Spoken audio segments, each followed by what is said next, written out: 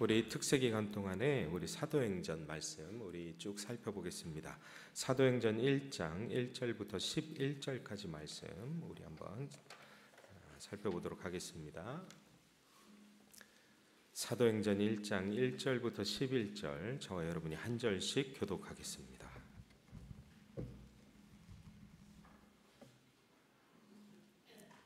자신 줄 알고 1절 여러분에게 제가 봉독해 드리겠습니다. 데오빌로여, 내가 먼저 쓴 글에는 무릇 예수께서 행하시며 가르치시기를 시작하심부터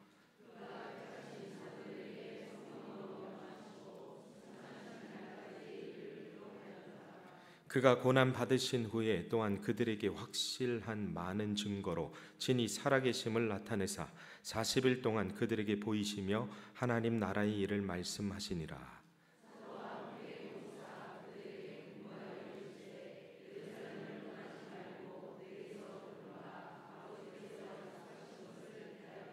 요한은 물로 세례를 베풀었으나 너희는 맨날이 못되어 성령으로 세례를 받으리라 하셨느니라.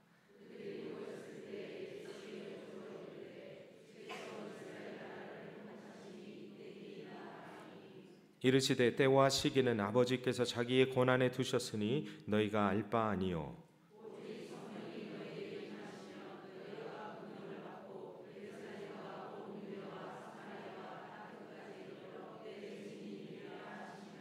이 말씀을 마치시고 그들이 보는데 올려져 가시니 구름이 그를 가리어 보이지 않게 하더라.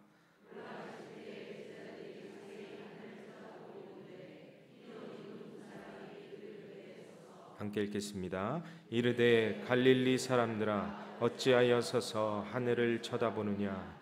너희 가운데서 하늘로 올려진 이 예수는 하늘로 가심을 본 그대로 오시리라 하였느니라. 아멘. 할렐루야. 우리 하나님을 찬양합니다. 하늘로 올라가신 그대로 오실 예수님을 고대합니다. 우리가 회복해야 되는 필수적인 신앙 중에 하나는 재림 신앙입니다.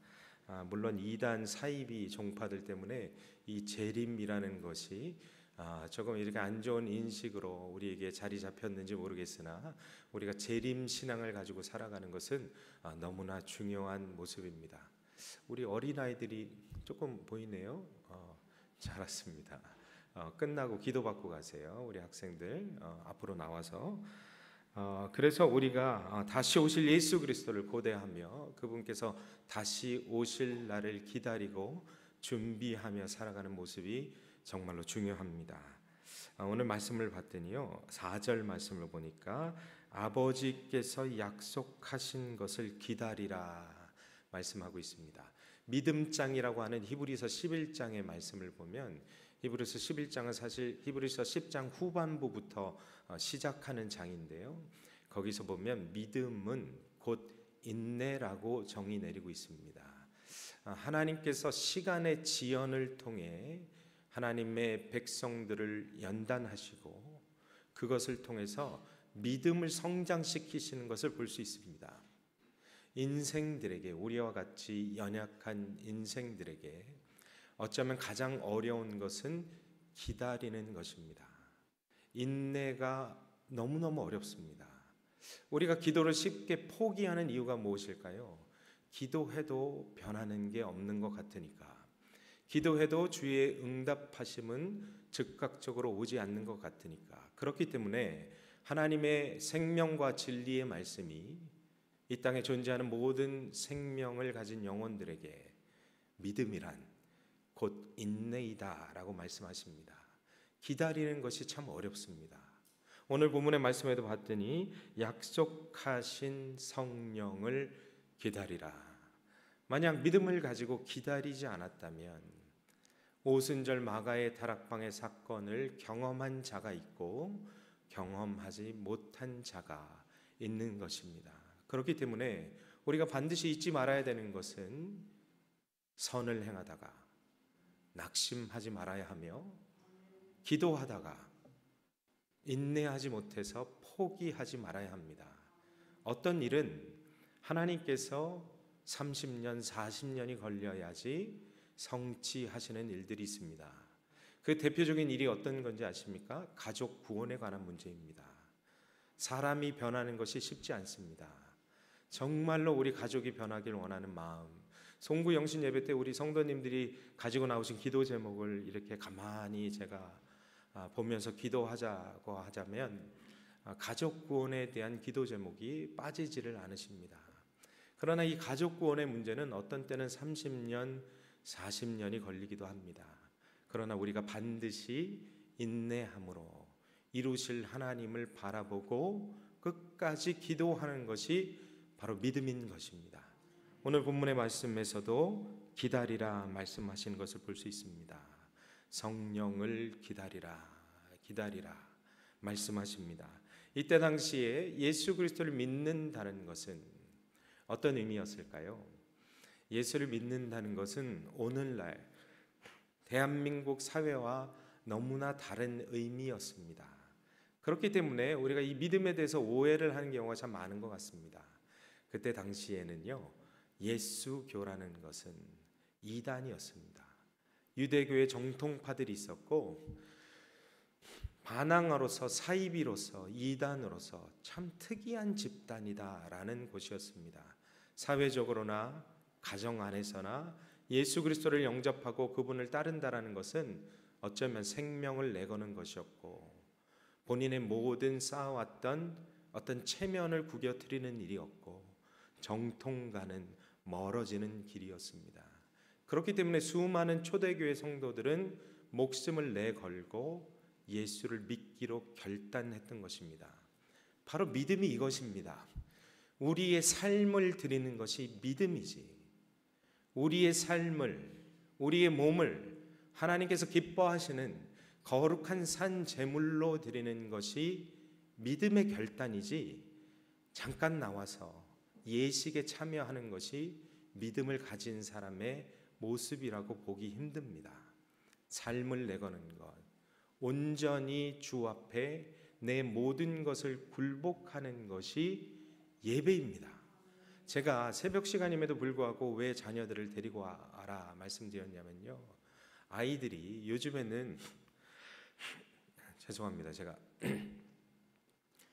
요즘에는 워낙 교회 학교 시스템이 정착이 되다 보니까 저는 이것에 대해서 많은 의문을 갖습니다. 사실 제가 기독교 교육을 박사과정을 전공하고 있는데 의문이 드는 것 중에 하나가 무엇이냐면 한국교회가 너무, 한국교회뿐만 아니라 전 세계에 있는 교회들이 대부분 그런데요, 너무 자잘이 쪼개놨다라는 생각을 금할 수가 없습니다. 신앙교육이라는 것은 그래서 교회학교 교사들이나 교육자들에게 그냥 일임하면 되는 거라고 혹시나 부모님들이 생각하시는지 하는 건 아닌지 모르겠습니다.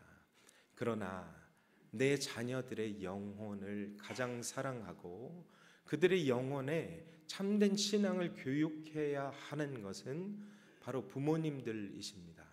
윗세대로부터 아랫세대가 배워야 하는 것이 있는데 자꾸 이렇게 쪼개놓다 보니까 그냥 부서는 부서대로 예배 드리다 보니까 윗세대의 너무 좋은 이 신앙의 전통이나 신앙의 모습들을 접할 기회가 없습니다. 그래서 저는 틈만 나면 온가족 예배를 진행해 보고자 하는 마음이 있습니다. 이런 새벽 예배에 와서 잠만 잘 건데 데려와서 뭐하나, 우리는 자꾸만 이렇게 이성적으로 합리적으로 생각하려고 하지만 그것이 영적으로 반대되는 일들이 너무나 많이 있습니다. 어떻게 하든 졸리더라도 깨워서 데리고 나와서 온전히 예배라는 것은 내가 하고 싶은 거 못하고 예배 시간에 그래 너 조용히만 있어라, 옆에서 스마트폰 보여줄게, 절대로 그러시면 안 됩니다. 교육부서도 예배 시간에 스마트폰 일단 다 걷어야 됩니다. 예배 시간에 설교하는데 스마트폰 보고 있다, 이거는 용납이 안 되는 일입니다.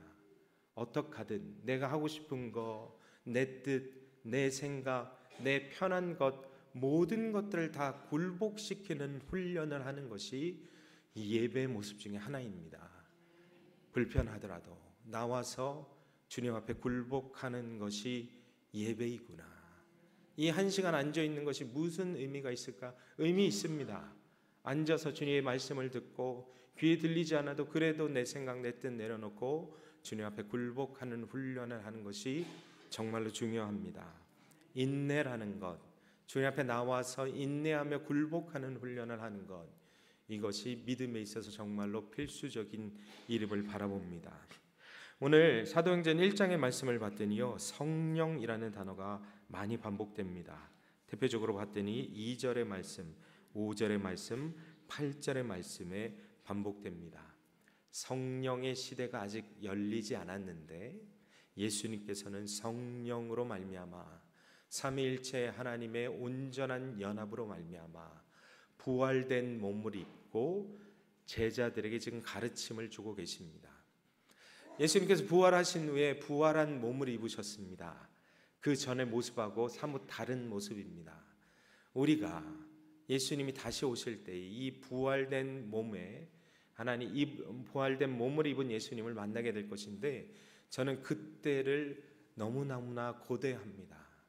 예수님을 만나게 될 그날, 우리 주님을 만나게 될 그날을 고대하며 얼마나 좋을까라는 생각을 가끔 하곤 합니다. 지금 부활한 몸을 입고 예수님께서 성령으로 가르치심을 주십니다. 봤더니요, 3절의 말씀 한번 보시죠. 40일 동안 특강을 펼쳐 주십니다. 예수님께서 얼마나 사랑하셨든지 부활하신 후에 바로 승천하지 않으시고 40일 동안 특강을 하십니다. 3절의 말씀을 봤더니 어떤 내용을 특강하셨나? 하나님 나라의 일을 말씀하셨다라고 기록하고 있습니다. 특강했던 내용은 하나님 나라에 관한 것이었습니다. 하나님 나라에 대한 것이 얼마나 중요했든지 마가복음 1장의 말씀을 보면 예수님이 처음 설교하신 내용이 나옵니다. 그 설교의 내용을 봤더니 15절에 이르시되 때가 찼고 하나님의 나라가 가까이 왔으니 회개하고 복음을 믿으라 말씀하십니다. 처음 설교도 하나님 나라에 관한 것이었고 마지막 설교도 하나님 나라에 관한 것이었습니다. 이렇게 공생의 사역 동안에 처음부터 마지막까지 하나님의 나라에 대해서 말씀하셨는데, 과연 믿는 자들은, 제자들은 이 하나님의 나라에 대한 것을 이해했을까요? 이해하지 못했을까요? 성도님 한번 생각해 보시죠. 안타깝게도 그것을 이해하지 못했습니다. 그 근거가 어떻게 되냐면 6절의 말씀을 한번 봐보십시오. 6절에 열심히 특강을 하시고 놀라운 비밀들을 말씀하셨는데, 6절에 그들이 모였을 때 예수께 여쭈어 이르되 주께서 이스라엘 나라를 회복하심이 이때이니까 라고 질문합니다. 이들의 관심은 하나님 나라에 있지 않았습니다. 이스라엘 나라 회복에 있었습니다. 왜냐? 그들이 기다렸던 메시아는 정치적으로, 경제적으로 그들이 속박받고 있는 이 식민 지배 아래서 우리를 자유하게 하고 부국 강성하게 만들 국가적인 지도자를 기다리고 있었기 때문입니다. 그러나 예수님의 가르치심은 그와 달랐습니다. 예수님은 하나님의 나라에 대해서 처음부터 끝까지 부활하신 후에 승천하셔서 40일간 특강하심에도 불구하고 여전히 귀가 닫혀 있었던 하나님의 백성들은 이스라엘 나라의 강성에만 관심이 있었습니다. 사랑하는 성도 여러분, 여러분은 어떤 것에 관심이 있으십니까? 하나님이 어떤 말씀을 하시던 간에 나의 나라, 나의 가정의 평안과 안녕에만 관심이 있지 않으십니까? 그렇다면 우리 생각해 봐야 되겠습니다. 하나님 나라가 이렇게 중요한데 하나님께서는 무너지고 있는 성전들을 바라보시며 교회들을 바라보시며 성벽을 바라보시며 막아설 자들을 찾고 계신데, 하나님의 백성들은 오로지 관심이 나에게만 집중돼 있어서 하나님과 나의 관심이 이렇게 달라져 버린다면 우리가 하나님의 나라 일을 어떻게 감당할 수 있겠습니까? 그러나 이 모든 것들은 우리의 힘으로 되어지지 않습니다. 어떻게 가능할까요? 8절의 말씀을 보십시오. 그에 대한 예수님의 답변입니다. 오직 성령이 너희에게 임하시면, 뒤에 부분은 너희가 하나님의 나라의 사역을 감당할 수 있게 될 것이다. 예수님은 안타까우셨으나 이들에게 아직 성령이 임하지 않아서 온전히 그들의 영을 사로잡은 상태가 아니기에 이런 말씀을 제자들에게 주셨습니다. 오직 성령이 너희에게 임하셔야, 오직 성령이 너희에게 임하셔야, 오직 성령이 너희에게 임하셔야 너희가 하나님의 나라의 일을 감당할 수 있게 된다. 우리는 무엇이 간데 우리는 다를 것이라고 생각하십니까? 현대를 살아가는 대한민국의 교인들은 무엇이 간데 우리는 조금이라도 다를 것이라고 생각하십니까? 그렇지 않습니다. 실망의 연속입니다. 목회자의 모습을 봤을 때도, 제 자신의 모습을 봤을 때도, 제 자신의 모습을 보면서 항상 매번 절망하는 것이 사실입니다. 성령으로 충만하지 않으면 교회라는 것은 애초에 불가능하고, 성령으로 충만하지 않으면 예배라는 것은 애초에 불가능하며, 성령으로 충만하지 않으면 직분 감당하는 것은 애초에 가능하지 않은 일이었습니다. 왜 이것을 몰랐을까? 우리가 구할 것은 복의 근원 강림하사 우리를 충만하게 채워주시고 다시 한번 주를 찬송하게 하시옵소서. 주께서 원하시는 직분 감당하게 하여 주시옵소서. 복의 근원 강림하사 충만하게 우리를 채워주시옵소서.